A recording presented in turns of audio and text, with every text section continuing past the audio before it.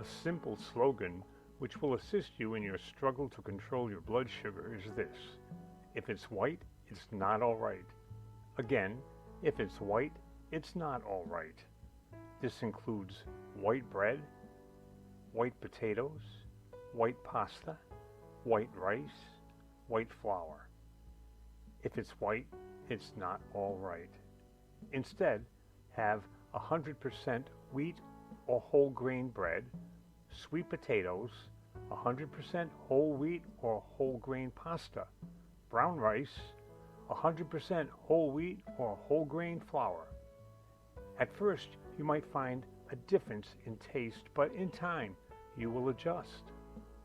And best of all, you will be thrilled when you start to see your blood sugar numbers dropping. Repeat after me: if it's white, it's not all right. To your health, your diabetes coach, Andy the Diabetic.